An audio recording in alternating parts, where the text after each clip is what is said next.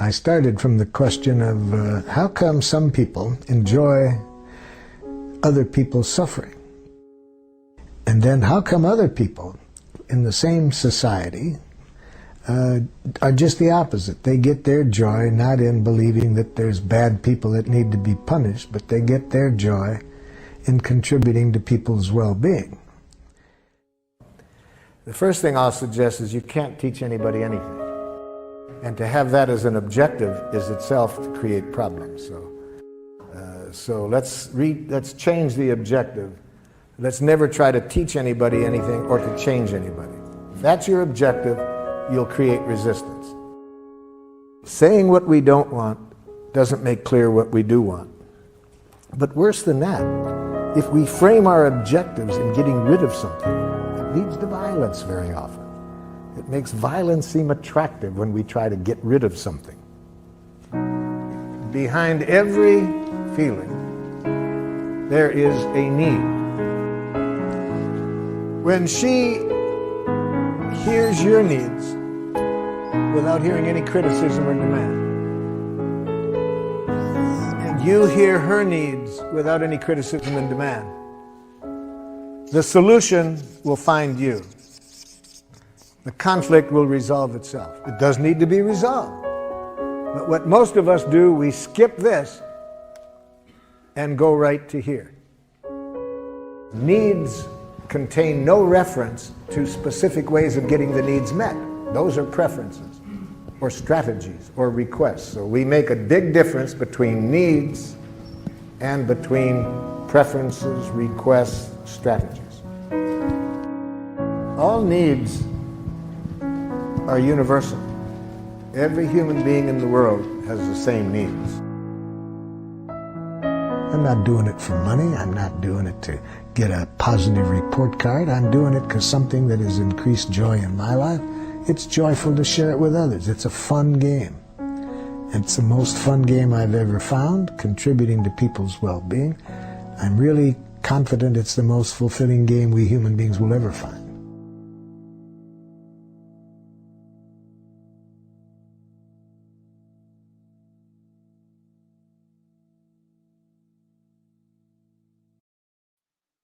Welcome to Igniting Compassion. I'm your host, Katrina Valancourt, and it's such an honor to be able to have this opportunity to interview various trainers of nonviolent communication. I'm very excited today. We have Sarah Peyton with us, and I'm going to bring you on screen and then share with our guests a bit about you, Sarah. So thank you. Yeah, great to see you. So Sarah she's an international speaker, facilitator, and has a passion for weaving together neuroscience knowledge and experiences of healing that unify people with their brains and bodies. Sarah makes interpersonal neurobiology research available for our embodied brains to use in living at peace with ourselves. Funny, touching, and filled with personal stories and up-to-date research on our nervous systems and how they interact with each other, her presentations change lives and invite self-acceptance and self-compassion. Sarah offers healing experiences of hearing ourselves and others deeply, using the precision and resonant language that come alive in the long-term study of nonviolent communication. And 3D body-centered explorations of families over generations through her work in family constellations. Sarah is a CNVC certified trainer of nonviolent communication, an experienced facilitator of the family constellation work. And she speaks and writes internationally on the confluence of nonviolent communication, constellation work, and the world of neuroscience research. So I'm just thrilled to have you with us, Sarah. Thank you, Katrina. It's such a pleasure to be here with you. Thanks for doing this work in the world, getting the word out, showing people Marshall. It was very sweet to see him here in the beginning.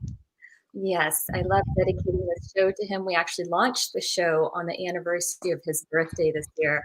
So it was just divine timing in that way, and work carries on in the world through all the people who've been just moved by it. And I'd really love to hear, what was what happened for you that had you go, oh my goodness, I've just come across nonviolent communication and this is going to be a big part of my life?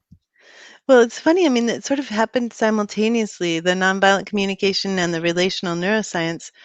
I I was driving around the Pacific Northwest for work, and I would go to the library and I would get CD sets out, and I got one of Marshall's CD sets, and I was like, "This guy's amazing!" And he just happened to be coming to Seattle that year, and so I went to go see him. And I had listened to the CD set several times, so I had it kind of memorized. And towards the end of his career, he would kind of get on a particular bent, and it would be pretty much the same as the CD set. And I was like, oh my goodness, I already know all this stuff that he's saying almost by heart. What am I going to do for 3 days? And one of the women stood up. It was Mel Sears, who does beautiful work and has written a couple of books about nonviolent communication in mental health care and hospitals. And she just does gorgeous stuff. And she said, I'm doing an empathy circle. Who wants to go? And I thought, what's an empathy circle? And so I went to the area where she was doing the empathy circle, and I had such an intense experience. I received empathy. I hadn't been receiving anything directly because I'd just been listening to Marshall's CD sets. It was my brand new first experience coming into relationship with nonviolent communication, and something really significant changed. I hadn't been able to really hug my son, and it was scary and embarrassing and not what I wanted. And so I started speaking about it. People responded with feelings and needs guesses. I was just stunned. I'd walked out of there going, "Oh my God, I've just touched the Holy Grail. My life has been changed. And what the heck happened? How did that work?" Because I'm a how does that work person, which took me directly into the world of relational neuroscience. So I I started, yeah. just I can so relate to that discovery of, oh my goodness, what's this powerful magic of receiving empathy? I have also a memory of that first coming into my life, and it was this stunning gift. So I can just so totally relate to that. So please do continue. Oh, yeah. So that was my question, was like, here you were, here was I. We've been changed, but what changed? Obviously, something in our brains and bodies changed. And that was when I discovered this whole world of relational neuroscience, which I started out with Matthew Lieberman at UCLA, who had just published some work showing that when we name feelings, for ourselves, and they're the right feelings instead of the wrong feelings. He did an MRI experiment where people named the right feelings and named feelings that they didn't have or weren't seeing. And eh, and if it was the wrong feeling, the brain didn't change. And if it was the right feeling, then the brain calmed and relaxed. So I was like, oh my goodness, not only are we kind of touching something kind of generically beautiful just by itself, but we're also starting to touch brains. And then Mhm. I discovered Daniel Siegel, and he says that with our language, if we know what we're doing emotional microsurgery. And that's such a stunning way to think about what's possible with language. We often don't even realize how powerful language is to change brains and change hearts and bring people into greater places of relaxation and comfort. That is very powerful. I'm of course very aware of how it feels in my body, but to hear that it's like microsurgery, that we're actually changing the brain in some way. Can you give us more of a sense of what you mean by that, or maybe how you've seen nonviolent communication relates to the way our brain is wired and maybe can be rewired? Yes, of course. Well, as we move through the world, we are embodied beings. We are here in these bodies that are very much connecting us to the present time. Our brain likes to live in the past or likes to live in the future. And our body keeps calling us back to this moment. And what an interesting thing it is to be called back to this moment. Now, here's something that happens for bodies when there's an emotional memory that's happened that no one has ever accompanied. then the body itself actually doesn't know what present time is. So, for example, a barking dog. We were bit by a dog when we were 3 years old. The body responds to the barking dog, even if it's behind a fence, as as a sign of danger. The heart rate increases, the blood pressure increases. The person has a sense that they should be running away. They can't think, they can't process. They just need the dog to stop barking. And and there's an example of sort of the way that trauma, or trauma is an easy way to say, what have we been unable to fully process, where trauma travels with our bodies until it's been held. So here we are carrying this experience from childhood forward, and here we are in the present time. There's a dog barking, but our body is sort of both here and here. And when we start working with the feelings and needs guesses, did the little one that we were, for example, did she or he need, or they need acknowledgement of of aloneness and of terror and of shock and of danger? Did the little one need acknowledgement that they little ones need to be protected, and there was no protection in this particular experience? And as we begin to kind of speak with the body in its past, whatever it thinks is still happening right now, it actually relaxes, because that's what we need. We don't need the world to be different. We just need to be accompanied in the world as it is. The body relaxes, and it's like it gets to catch up to present time. Oh, and here I am. I'm now 58 years old, and this dog is behind a fence, and I'm safe. Uh, Wow, you said something. We don't need the world to be different. We just need someone to be present with us with the way it is, to yeah, acknowledge the emotions that are present there, or the right. just values or longings Right. And in when I say we don't need the world to be different, I really should say we don't need the past to be different, because it can't be. We may very much want the world to be a different place. And we may pour a lot of time, energy, money, volunteer hours, focus, care, speech, writing into making the world a different place, which is just wonderful. there is a different future. But like Yeah. now is the way it is now. No future. Yes.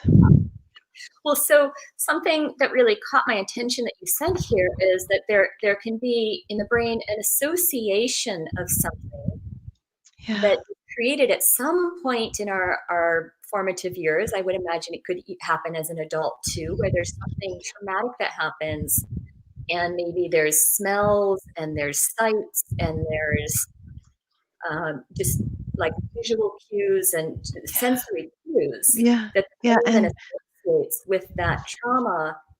And then yeah. in the future, just those associations alone can have somebody in kind of an altered state where they're Yeah. present, but also the old trauma is present with them. Yes, beautifully said. Yeah, and it can be thought cues as well. Wow. So we can think something, yeah, that we've thought before, and that can take us back. And thought cues, all of these different, it's sort of like a little satellite, the trauma or the unprocessed memory, with all different elements that are linked together in the part of the brain that's called the amygdala, that's deep in back in here. If my fingers were to meet down in the middle of my brain, there's one on each side of the brain. And the amygdala is where we store these unprocessed memories. The amygdala by itself has no sense of time, just like the body by itself has no sense of time. Wow. Both of them need the time stamping part of the brain, which is called the hippocampus, but the hippocampus can't timestamp if there's too much emotional upset. So the hippocampus actually gets turned off in these moments of overwhelm, the hippocampus gets flooded with cortisol and just goes, oh, I don't know what's going on. And our amygdala is like, ah, ah, ah. And the hippocampus is just kind of lying back until we get the amygdala calm enough with resonance for the hippocampus to come back in and go, oh, yeah, okay. 30 years or 50, 58 years, 53 years ago, I was bitten by a dog. And Yeah. then and later in life, get present to whatever it was that happened, and the hippocampus can then come in and timestamp it and help to put it into Yeah. memory, as opposed Yeah. to having something that continues to pop up in present time. Yes, exactly. And we go, oh, yes. When I was a little girl, I was bit by a dog. Of course, I'm scared of dogs. Right. And then there's just like an easing and less of a need to run away. And it Mhm. can happen in so many ways. Oh, yes, of course, I was scared by my second grade teacher. And so, of course, classroom experiences seem terrifying to me. And now I'm 58 and I don't need to be scared of classrooms anymore. But no wonder I was for all of my life. Right, right. So I find I'm really curious, when we're looking at this, how how does this work with the times that you're pre-verbal? You know, Mm. I imagine that these trauma impressions could even start in the womb. Oh, You know, yeah. do you see anything saying that we bring any genetic material like Oh, yes. ancestry? Yeah, these. Yeah, there's so much. So if we just think about babies, babies are always having an emotional experience, and we don't remember. We don't start to remember ourselves as distinct beings until we begin to learn to speak. Speaking and being reflected by others, and especially the naming of feelings and needs, creates for the baby a sense that they exist, and they start to store memories about what's been happening and who they are and what's important to them, starting with these interactions. So we have between 3 years and 18 months before we begin to create memories of the self, and lots is happening, and our brains are really growing intensely during those first years. But what we're storing, instead of storing the words about what happened and the clear, distinct episodic memory, is we're storing the felt sense memory. So if we were a baby and the people around us were like, "Oh, of course you're sad. Do you love connection? Of course you're angry. Do you long to know that you matter?"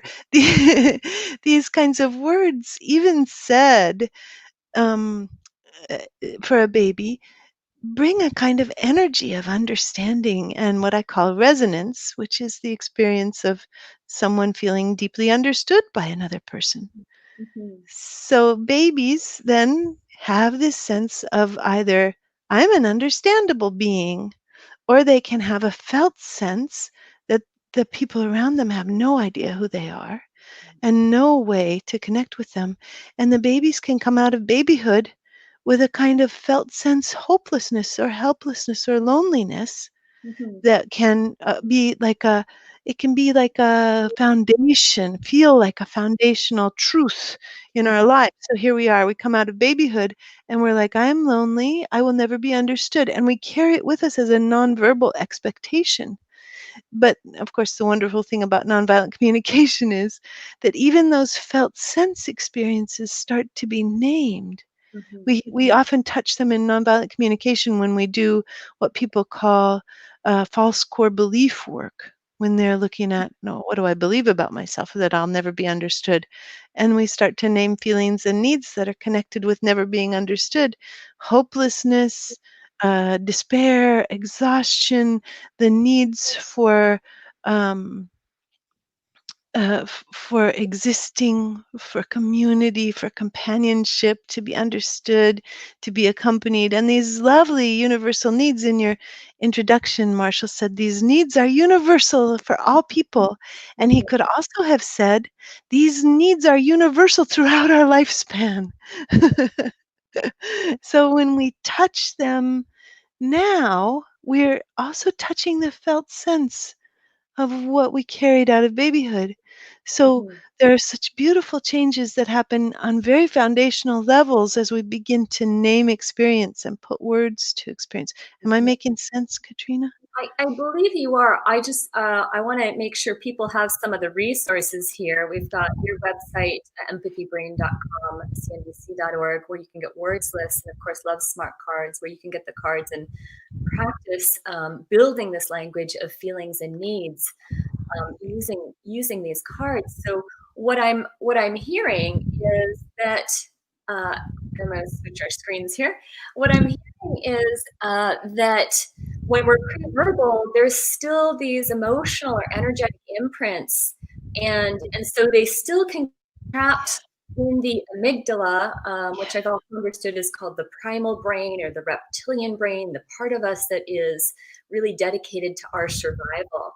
And that still resonant language, even though a baby doesn't understand the word happy or sad, it can feel the energetic resonance of connection and being heard, seen, understood, or not whatsoever. And I understand, there's kind of stages of development, and one of the first ones that happens when you're a baby is you start to see, can I trust or not, right? Is my caretaker here for me, or can I not trust that my needs are really taken care of? And but if we don't believe that we can actually trust that our caretaker is there for us, that creates, as you said, like a foundation, a way that we just believe we are and the world is. And my understanding is that if you don't believe you can trust, you tend to either blindly trust a lot of people, or you become more controlling and you only trust yourself as strategies to deal with that. But underlying that is this trauma of, I haven't been cared for.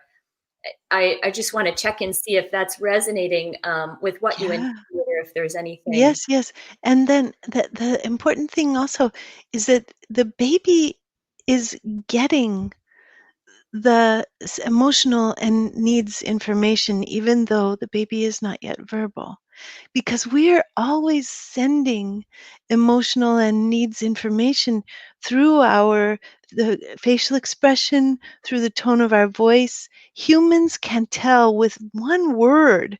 They can tell what the emotion is that other humans are feeling.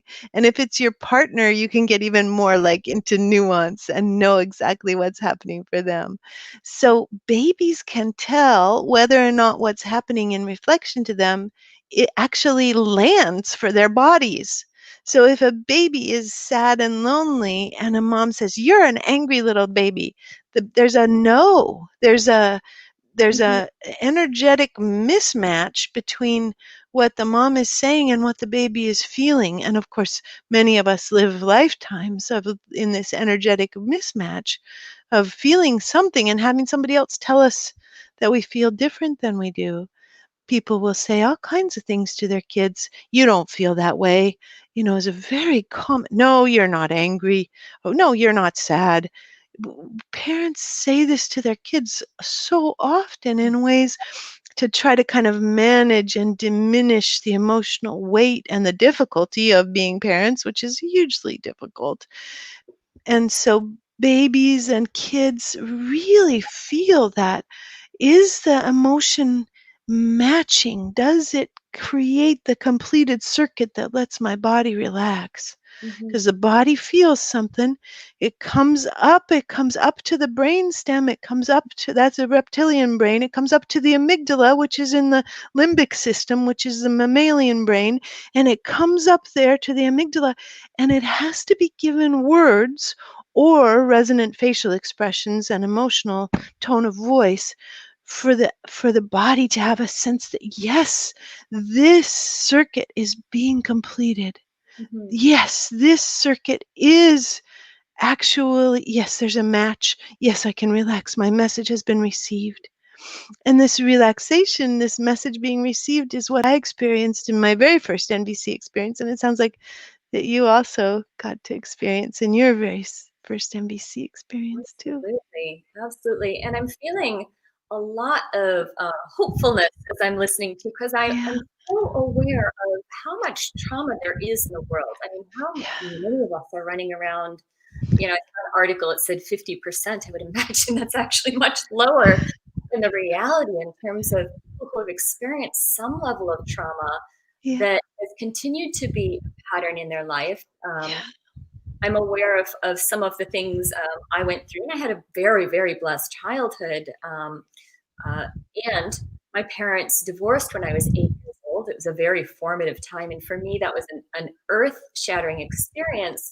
And one of the things I'm recognizing is, I've gotten empathy and I've gotten empathy, and I think it lightens the load. But sometimes I'm like, what's it going to take to actually really shift the pattern? Is it a peeling away of the onion, or what have you seen in terms of something that has been a trauma that kind of shapes a person's personality and the way they think and yeah. their perhaps their biochemistry, their hormones, their everything? Absolutely, yes. What you W- see. Well, when I started to travel around the world with the first book, Your Resonant Self, what I became aware of was that people will actually have agreements with themselves, almost in some ways, not to let empathy in, not to believe that they are ever fully understood, not to have a sense that it actually is going to change, that they'll actually allow themselves to be changed by accompaniment.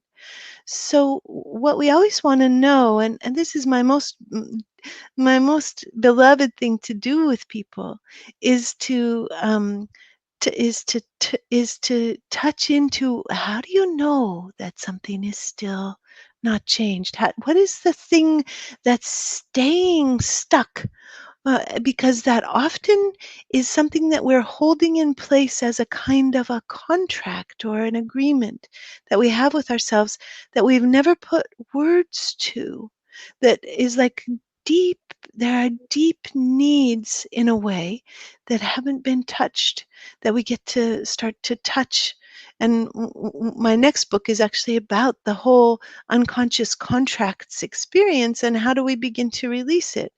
So if you wanted to answer that question, how do you know there's something that's left for you from childhood? What Oh, do you know about that? You can if you want. sure, sure. So, I've done some of this exploration over time, and I was really surprised.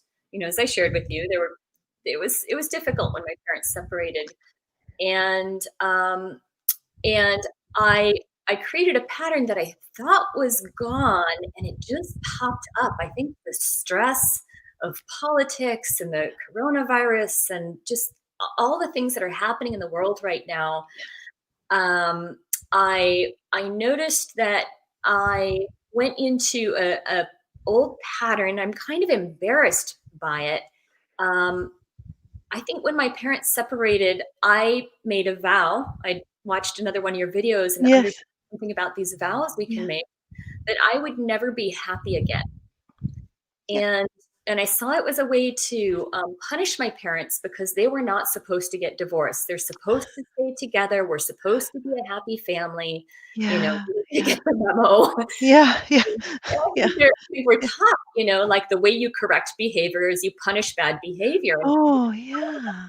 except for to say, well, you had bad behavior, so I'm never going to be happy again, as a way to punish. Uh, wow. Of course, like, I've had happiness between then and now, Right, right. but I've also had these cycles of depression that were mostly gone about 5 years ago, and then it just popped up for, I don't know, about a week over the time of the elections. Ah, ah. So, well, we're very much, in a divided country in so many ways. I just want to acknowledge that. So, of course, our small bodies would be, having whatever response we've had to things being really divided, because our bodies don't want things to be really divided. They want unity and connection and mutual understanding. So if you get to say this, the full thing aloud, if you say, I like putting in the form of an official contract, because once we have that, our body is like, oh, I maybe don't need to have that anymore. So if your official contract were something like, I, Katrina, solemnly swear to my essential self that I will never be happy again in order to make my parents understand the error of their ways, in order to, it may feel more true to say, in order to punish them. Those were the words that you used. And then Yeah. the last part is, no matter the cost to myself. And that's Mhm. a very important part of the vow, because there is a cost that we get to acknowledge. Mhm. Yeah. So what happens if you say the words? How do they come out if you say them? Goodness, I think I'll need your guidance a little bit. So to repeat back basically what you shared with me. Yeah, I, Katrina, Okay, I, Katrina, do solemnly swear that to my essential self. my essential self, that I will never be happy again in order for my parents to understand what they did is wrong and to make it right. Ah. No matter the cost to No myself matter the cost to and the myself people I love. Yeah, and the people I love. yeah. That feels horrible. Ah, does it feel true as well as horrible? Did we do well on the words? It does feel true. I'm smiling, but I feel tears under the surface, and I'm not Mm. show. Yeah, right, right. When we are the host, we don't get to cry, but we just will acknowledge the tears under the surface. Mhm. Then we get to say, if we have a sense that we've gotten the words right, and I'll talk about the deep needs in just a moment, but let's stay with the process for a moment. You get to become your essential self for a moment. Mhm. Your very, very best self, the Mhm. one that you made the contract with, the one who understands so fully why this little girl would make such an intense contract, that the split went against everything for her. And if we say to that essential self of Katrina, first of all, we want to know, essential self of Katrina, did you hear this contract? Did you hear the vow? Oh yes, loud and clear. Uh-huh. Do you want Katrina as an adult to keep this vow? No, Okay. Please tell her, Katrina, I release you from this vow, Katrina, I release you from this vow, and I revoke this contract. and I revoke this contract. And instead, I give you my blessing to And instead, I give you my blessing to be happy and free. to be happy and free. Mm, mm. No matter how split the world might be. No matter how sick the world might be. Mm. How does your body do? Oh, there was a nice breath. Ah. Yeah. What? How do you do? We need to know if your body liked this process. It feels good. I definitely feel something releasing in myself. And I also Mm. notice my mind jumping in and saying, no matter how split the world might be, but there could be danger and there might be something I have to Oh, watch out for and oh, so interesting. myself, my family. So I notice, Mm. So, um, we want to make sure that we are catching the little girl who made the contract. We mhm, want to make sure that we're naming for her. How, maybe do we need to ask her? Is it okay to ask her? Did you say she was just 8 years old? yes, Do you see a picture of her? Do you see her in your mind's eye? sure. Okay. And if we ask her, 8-year-old Katrina, is it really scary that your mom and dad are getting divorced? Do you need safety and protection? Yes. Yeah. And just see how her body responds to our inquiry. Does she relax a little bit? Give me a sense of her. I feel sadness again. I feel that like wanting to wanting to jump into a cozy place and curl up in a ball. Um, Mm. And is there any need to acknowledge, because so often when parents get divorced, it actually does become more dangerous for, often, often for the woman in the relationship who loses all kinds of things that give safety. Is there Mhm. any need to acknowledge that in the case that you lived through? Um,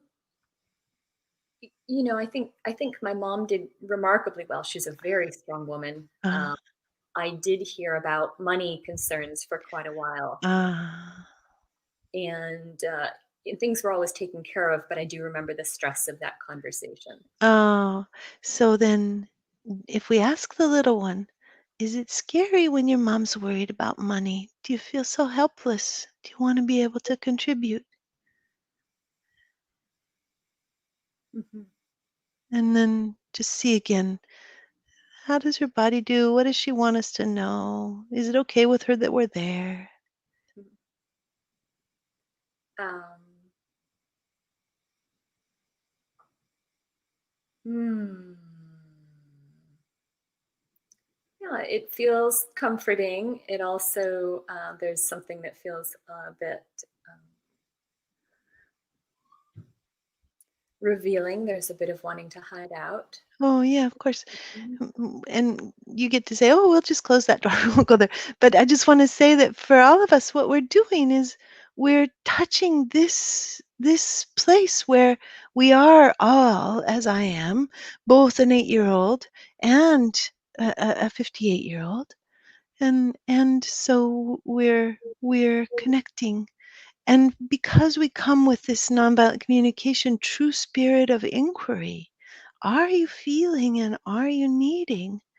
Then the parts of ourselves with the question mark, with the true inquiry, true warm curiosity, the little ones within us, whether they are from 50 years ago or whether they are from 5 hours ago, they get to answer truly when we actually have that. And this is very foundational. You remember Marshall in the introduction saying, we can never teach anyone anything. Mhm. So we go to our past selves without any desire to teach them anything. We just want to know, what are they feeling and what are they needing? Mhm. Yeah. Meeting them where they're at and just Yeah. saying, Yeah. I'm with you. Yeah. Mhm. And sometimes our past selves really like having their hands held or being picked up. An 8-year-old is right at that edge where you pick them up and their legs dangle almost to the ground. Yes. But just see if she would like some touch or some Yes. holding, because Yes. that's another need that we have. We have a need for accompaniment and to know that we are held with affection and warmth in this world. So we get to say to our past selves, of course you had this vow.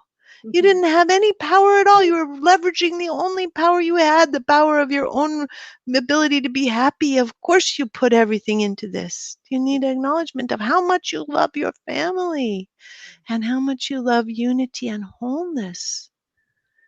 Yeah. And the little one we can close the door for her so that she's private, but if you want to say anything, you can. I think I feel complete with that for now. I'm noticing there's a couple tangents that are arising for me. Sure, sure. One is recognizing how deeply passionate I am about being a bridge builder. Oh, this is Being so the beautiful. person between two friends who's like, I'm going to help you work out your argument, and of course that's Oh, nonviolent communication. but this is your hippocampus talking to us now. Oh, interesting. So this is the hippocampus does not just timestamp, it also puts us into the context of our lives. So Hmm. here we are catching this very dear and very difficult on you vow and releasing it Mhm. and moving fully into the present time. And then we get to go, oh, my life makes sense. Of course, I'm a bridge builder. Yes. Yeah. Yeah. Beautiful. Yeah, Yeah. so that has really been coming up, especially around the topic of our U.S. elections and the divide. Yeah. I found myself, I was raised Democrat and just really, really blew my whole, had very little red influence. But you're not a bridge builder if you're Mm, on one side and not really paying attention to the others. So I yeah. I actually made a commitment to be able to listen and to find something that I could appreciate about the other side last spring. Mm. I opened open the door in that regard and feel wonderful about being able to listen to both sides and give Yeah. out both sides. And at the same time, heartbroken over how much uh, polarization and animosity and breakup of long-term friendships. I know divorces have been deeply on the rise as well. They're Oh, yes. falling apart, and so I've really been feeling it. I mean, it's such an archetype of my parents' divorce Oh, my goodness. in this whole piece, and I'm wondering how much that's coming up in your practice. That was one tangent. The other tangent is if we were working with each other in a room or in a workshop, and I said, I just want to curl up in a ball, or you said, would you like to be held? Would you actually then seek to see if somebody wanted to hold me or hold my hand, or to actually create that? Or how do you work? Well, sometimes people really like that. And sometimes people are very, very happy to just hold their own, to have a sense of picking their own self up. Mhm. Uh, and both are beautiful and both are so lovely. And one of the things that I'm always talking about is how we take and this is one of the other beauties of nonviolent communication, is that we are so often in dialogue with somebody else who's saying, are you feeling because you're needing? And and this person, um my brain just went on a tangent about, because you are you feeling because you're needing. I have a friend who teaches nonviolent communication, Peggy Smith, who speaks beautifully about how we can say, are you feeling because you love the need of Mhm. mattering so much, Mhm. rather than because you need to matter? Because when we say you need to matter, it kind of takes you into that thing that Marsha was talking about if you have an idea about how it's supposed to happen, it's not a true need, it's a strategy or a preference. Right. So touching this and saying, are you feeling because you so love the need of mattering, and that's so Mhm. important to you? Um, Kind of it takes us off the hook for that. And that was such an intense thought that I r- took Yes. myself off my own rail of thought. I don't even know where I was. Yeah, we had started out. So one of them was about do you have people actually hold hands or hold you? And Mm, I understand that there might be an option. Would you like to actually be held physically, or do you yeah, keep that as an internal experience? Because both right. of them can really be effective. Yes, that's what I was going to say, is that if we do the brain in the palm of the hand, then we have the brain stem, we have the spinal column coming up to the brain stem. Here's that limbic system, the mammalian brain, the amygdala, folding the fingers down over. Then we have the prefrontal cortex, which is the part of the brain that intentionally can hold the amygdala. And these are the linkages that we're making so strong with our nonviolent communication practice. We're creating the internal Sarah. Are you feeling sad? And do you long for unity? We get to create that with ourselves, with this intentional holding of our emotional self. Now, in nonviolent communication, so often we have the experience of somebody saying, Katrina, are you feeling so sad? And do you love unity? Mhm. And then we're offering an internal experience of being held by somebody else. And it Mhm. can be verbal, and it can be physical, and it can be imaginal. Mhm. And any way that it happens, it's supporting this nourishment of these neuronal connections right here between prefrontal cortex and amygdala. And those neuronal connections are the ones that give us a solid grounding as we move through the world, and help us with our immune system, make our immune system really effective. So um, so we have this beautiful either or and both kind of thing, with the internal holding and the external holding whenever it's wanted. Right. I'm really hearing that guided meditation or hypnotherapy might also serve that purpose. And I'm aware you have a number of guided meditations along with your Resonant Self book. Yes, yes, they're down for free download at yourresonantself.com. Okay. Yeah. Mhm. Wonderful. And then that second question was kind of what's happening in the world now. Um, and I'm curious what has been coming across your plate, and maybe some themes that you've seen and some helpful tools that you might be able to offer people as it relates to today's politics. Yes, and just acknowledging the intensity of this moment with the person who's been in the White House for the last 4 years saying that he doesn't want to give up the White House. He doesn't want to take his toys and go home. He wants to stay and continue to, to be here doing this. And how much that can be just like acknowledging for our nervous systems that that can be a little scary when somebody doesn't want to play by the rules. Just we Mhm. get to say to ourselves, do you love the rules? Do you long to live in a world where nobody's more powerful than keeping things moving the way we've all agreed to them to move? Mhm. Yeah, and just like acknowledging all the main thing, is what are we feeling and what are we needing, and asking ourselves those questions. Sarah, are you scared? Does it make your heart quake? Do Mhm. you long for protection? Do you long for, in a way, do you long for there to be grown-ups that can take care of these things? Mhm. It's been so often my wish for the last 4 years too. I wish there were a really big grown-up that could take care of some of this. Goodness, I tell you. Well, so when I'm hearing you talk about what's happening with the elections and Trump and the transition of power, um, I'm hearing you talk to the blue side of the. Mm, Curious, mm, have you come across people on the red side of the aisle? Because um, I know that they also are. It's yeah. having challenges. Yeah, yeah, that's a beautiful question. So I'll do an empathy guess for I was watching some interviews with people who believe that there was election fraud. Um, like, I think I would say, do you need acknowledgement that you're really worried about corruption?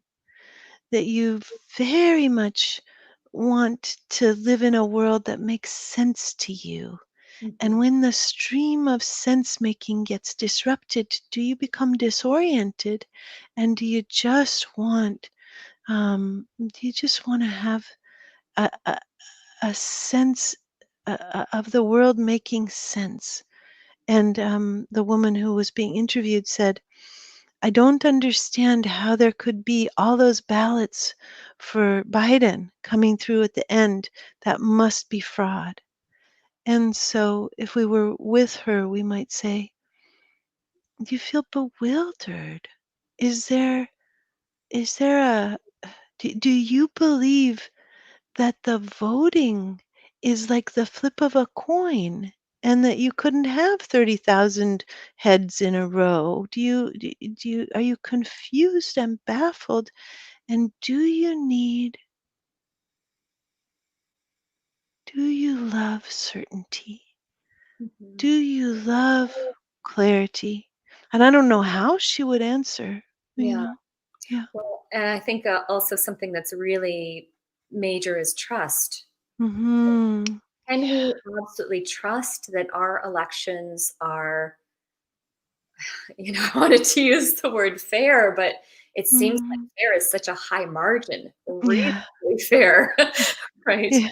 Yeah. Yeah. There's on both sides of the aisle, there's this shared desire.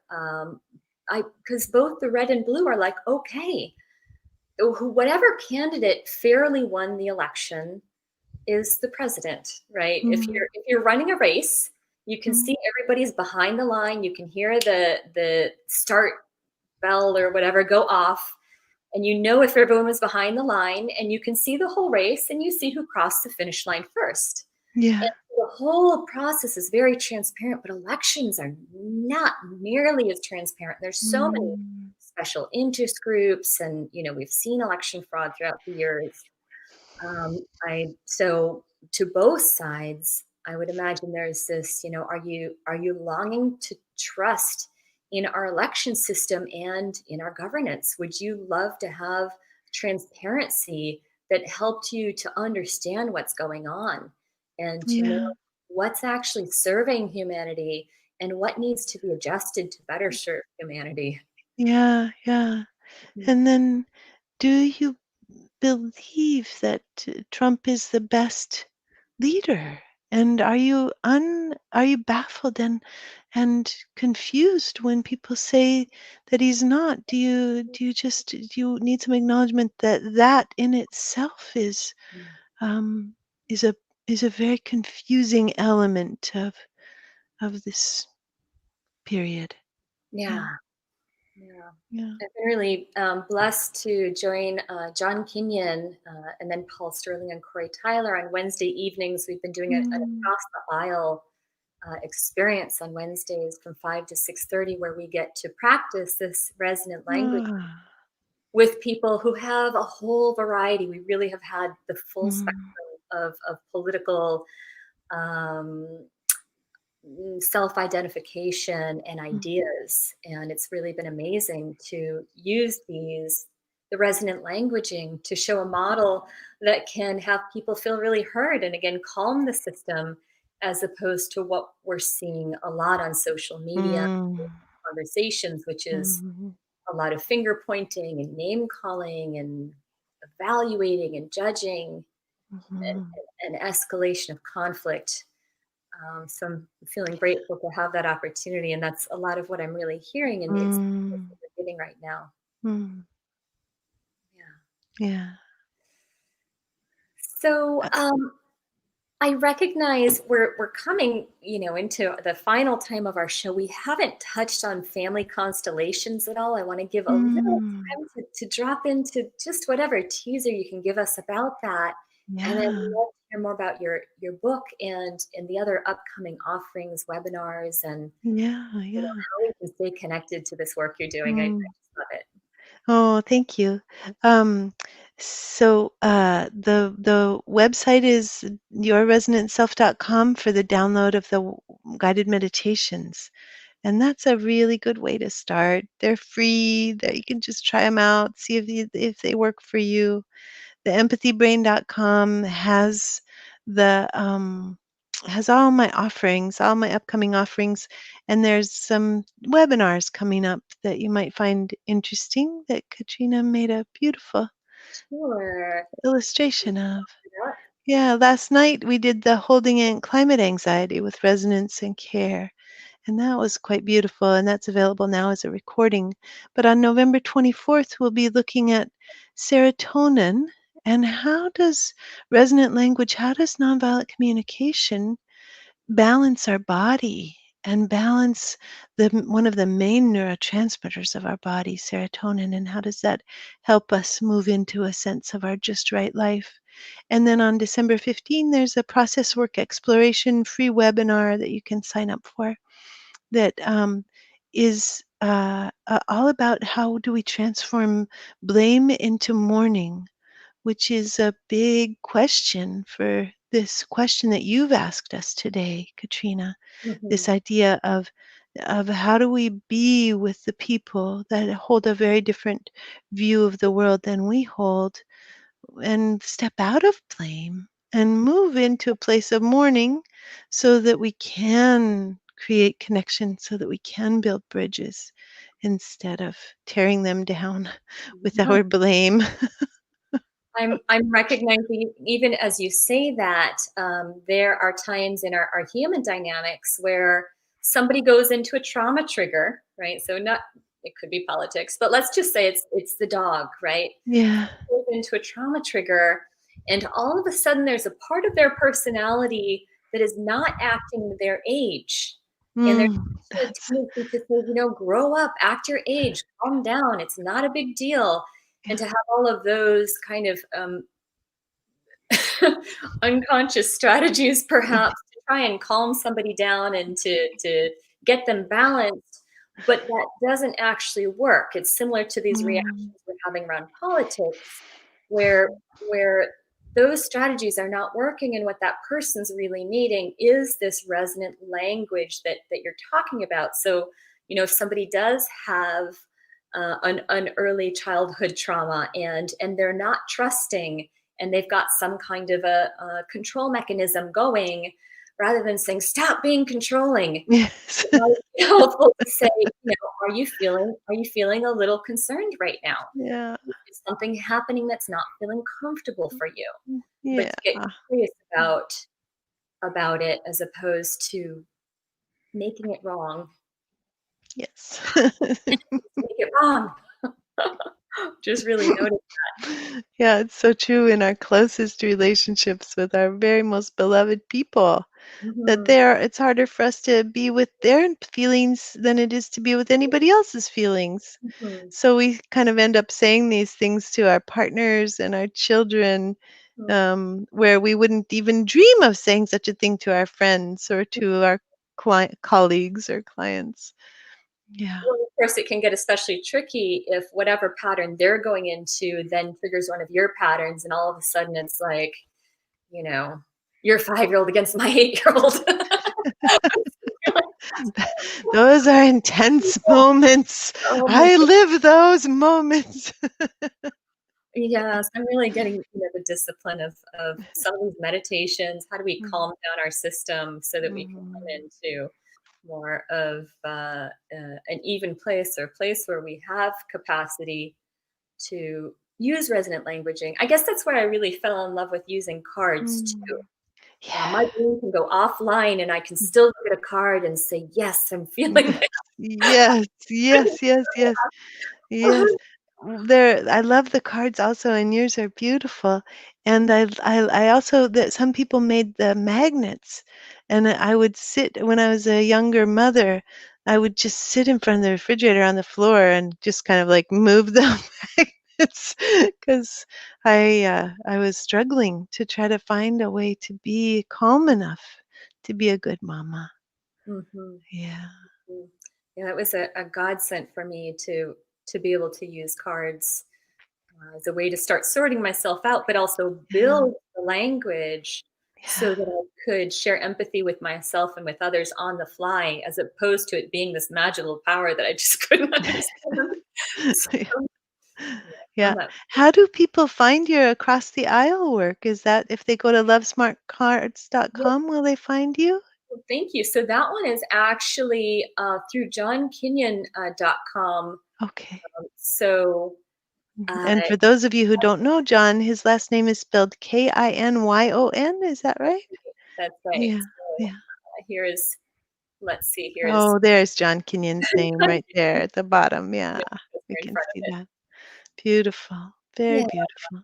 yeah. So yeah, that's tonight from 5 to 6:30, and we're seeking to Mm. do it on Wednesdays ongoingly, just to support people to be able to calm down the trauma response and build the muscle of being able to empathize with each other, to build Mm. that resonant languaging. And is it recorded for people who live in other countries? It is live stream, and John leaves it up for a little while. I think it's up for 24 hours, Okay. and Okay. then he'll delete it, just so that people can have a limited exposure and not have their personal politics Right. put up forever. Yeah, of course. So Beautiful.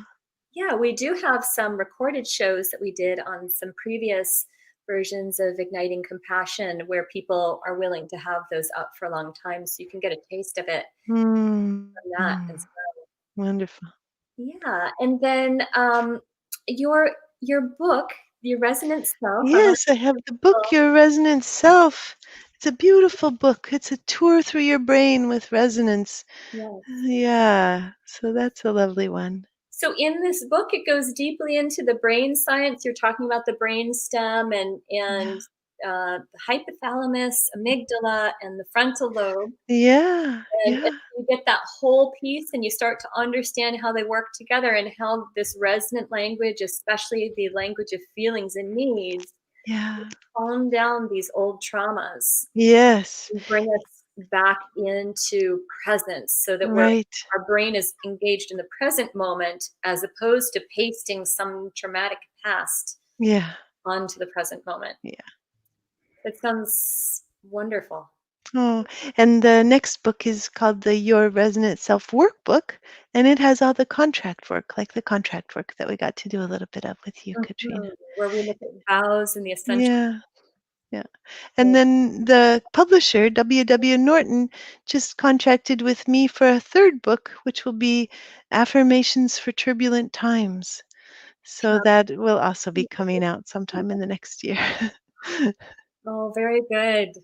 And you can pre-order the workbook on Amazon, and it would ship on March 20 or May 25th, I Hmm, think. wonderful. So we're at the top of the hour. We're out of time, and then there's so Yeah. much to keep going.